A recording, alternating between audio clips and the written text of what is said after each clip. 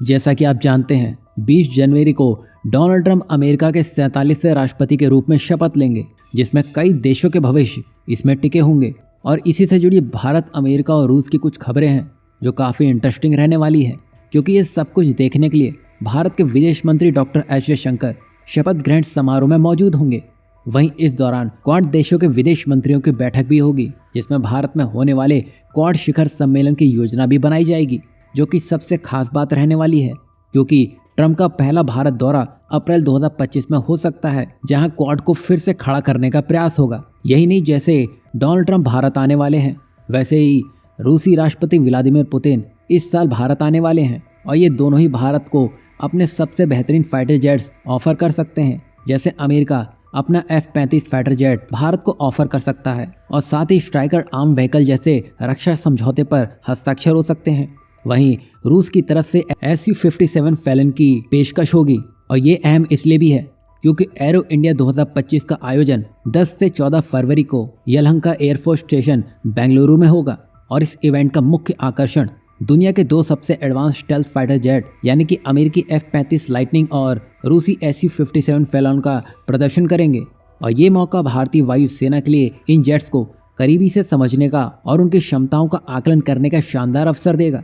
मतलब ये साल भारत के लिए फाइटर जेट्स को लेकर कुछ खास रहने वाला है। रिपोर्ट्स के मुताबिक रूसी राष्ट्रपति व्लादिमीर पुतिन फरवरी में पीएम मोदी से मिलने भारत आएंगे, तो वहीं Su-57 की मेक इन इंडिया प्रोग्राम के तहत को प्रोडक्शन का प्रस्ताव रख सकते हैं। वहीं अमेरिकी F-35 लाइटनिंग को कई विशेषज्ञ भारतीय वायुसेना के लिए एक बेहतरीन अस्थायी समाधान मानते हैं, जब तक कि भारत का स्वदेशी एमका तैयार नहीं हो जाता है। वहीं F-35 में वर्टिकल टेक ऑफ और लैंडिंग क्षमता और एयरक्राफ्ट कैरियर पर ऑपरेशन करने की सुविधा है।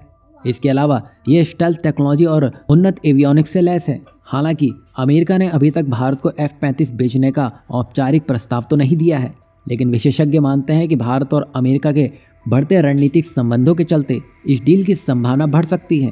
वहीं अमेरिका और भारत मिलकर स्ट्राइकर आर्म व्हीकल प्रोजेक्ट पर भी काम कर रहे हैं, जो 3 चरणों में पूरा होगा। पहले चरण में ये व्हीकल्स अमेरिका से खरीदे जाएंगे, फिर दूसरे चरण में इनका निर्माण भारत में शुरू होगा, और तीसरे और आखिरी चरण में दोनों देश मिलकर इसका एडवांस वर्जन विकसित करेंगे। और ये एडवांस व्हीकल लद्दाख और सिक्किम जैसे ऊंचाई वाले इलाकों में भारतीय सेना के लिए बेहद उपयोगी साबित होंगे। यही नहीं, जहां भारत को अमेरिका से कुछ फायदा मिलता दिखाई दे रहा है, लेकिन यहाँ कुछ प्रतिबंध भी अमेरिका द्वारा भारत पर लगाए जा सकते हैं।